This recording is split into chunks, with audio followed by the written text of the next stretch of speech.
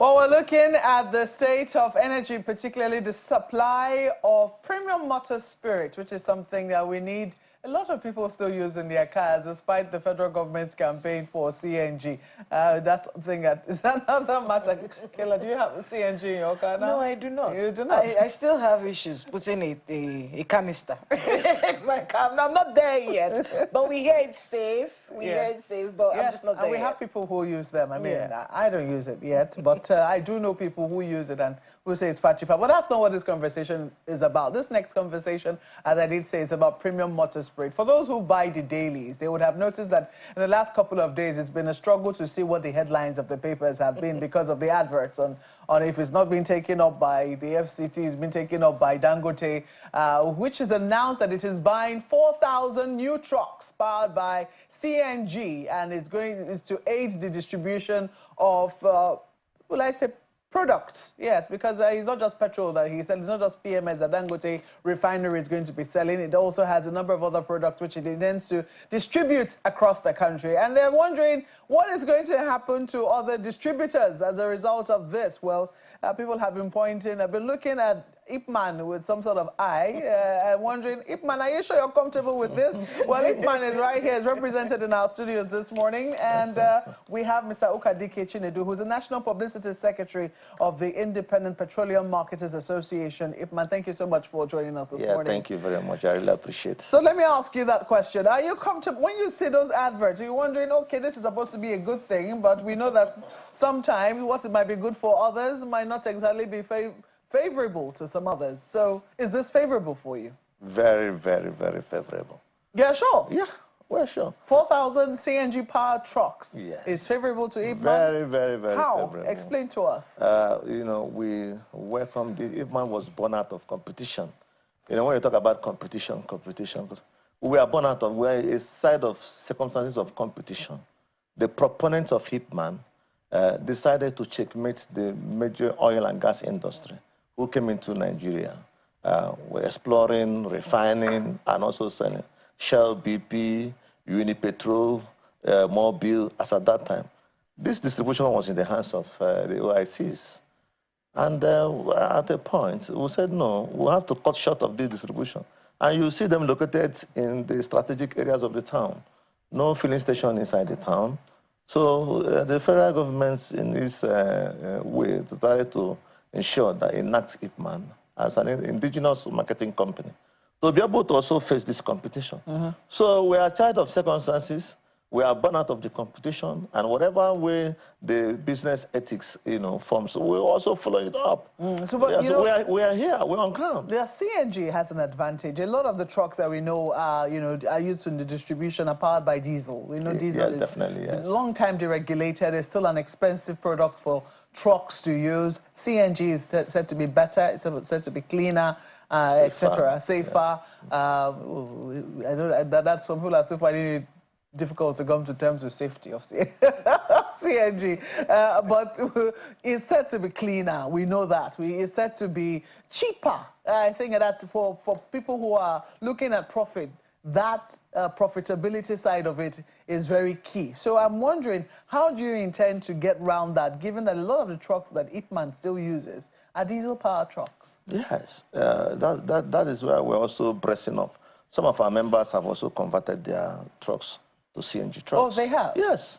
Well, I thought we are gearing. Look at the filling stations of IPMAN members now. Some of us have 100 pumps, 50 pumps. Unlike before, we have 1 or 2 pumps. But because of the development and also the deregulation process, we're also rebranding our filling stations. Some of our filling stations is a set of art filling stations now.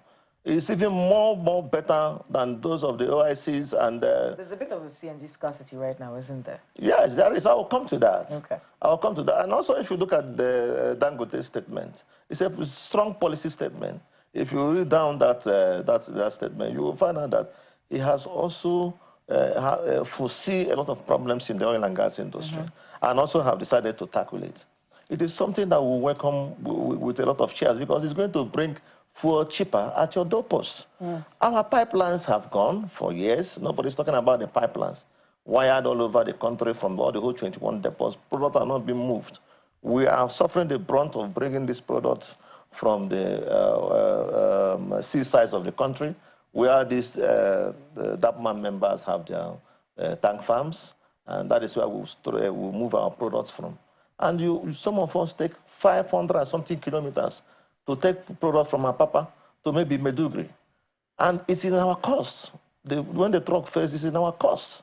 Okay. When there's spillage, it's in the independent marketers' cost. Nobody is bullfighting all these things. But if you look at Dangote statements, you see that a heavy load has been heaved out of independent marketers.